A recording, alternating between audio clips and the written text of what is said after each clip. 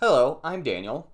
I am going to read to you a section from the Chan Handbook, and I'm going to comment on that section. So, this is the Chan Handbook. It's by Master Swanhua. And I'm going to put a link in the show notes if you want to buy this to read along. Twirling a flower, the Buddha revealed the mind-to-mind seal. I'll read that again. Twirling a flower, the Buddha revealed the mind-to-mind seal.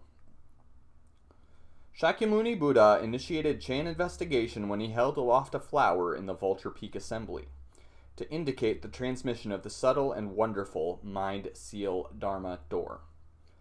At that time, Patriarch Mahakasyapa understood the intention of the Buddha and smiled broadly. From then on, the mind seal Dharma door of the Buddhas and Patriarchs was transmitted.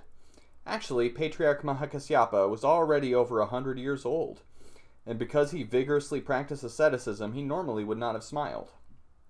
On this occasion, his smile was an indication that he had just received the Buddha's mind-to-mind seal. So that is the story that gets told as the beginning of the Chan tradition.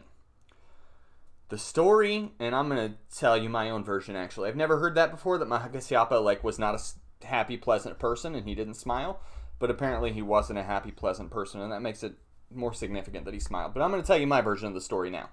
So, the Buddha would just go around, and he had a lot of students that followed him around, and he would just, once in a while, just stand up and start giving a teaching. And so, this one particular day, the Buddha stood up to give a teaching, and the crowd was really excited.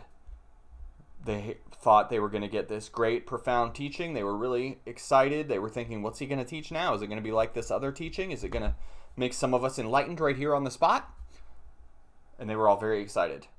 And the Buddha, he gets before the assembly, and he stands there for a moment, and then he pulls out a flower, and he twirls it. And that's it. And so the crowd is like, what's happening? Right? They're like, where's the teaching? And they're very disappointed and confused. Some disappointed, some confused, and some both, right? And one guy, Mahakasyapa, looks at the Buddha twirling a flower and he smiles. He just smiles. And the Buddha said, Mahakasyapa got it. He got it. I transmit to him the mind seal. What's that mean? Well, it means he was the Buddha's successor in this story.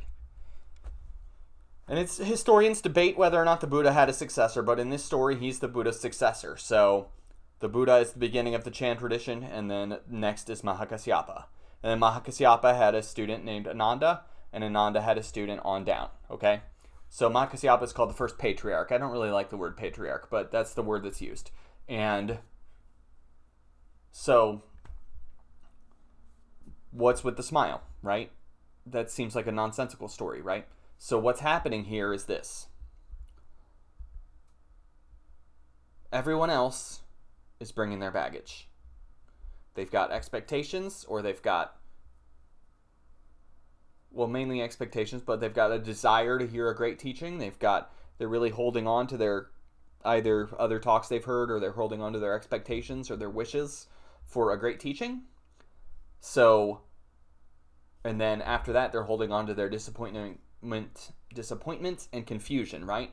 But Mahakasyapa isn't carrying any baggage. So he sees a pretty flower being twirled, and he just sees a pretty flower, and that's it. He's not thinking about the past. He's not thinking about what he wishes happened. He's not thinking about the future. He's just present, seeing a pretty flower. And it's for that reason that the Buddha said, he gets it. He gets it. He's just present. He's put down all his baggage. And so that is sort of a microcosm of what we're trying to do on the Chan path. We're trying to learn how to put down our baggage and to be fully present, like Mahakasyapa when the Buddha twirled that flower. So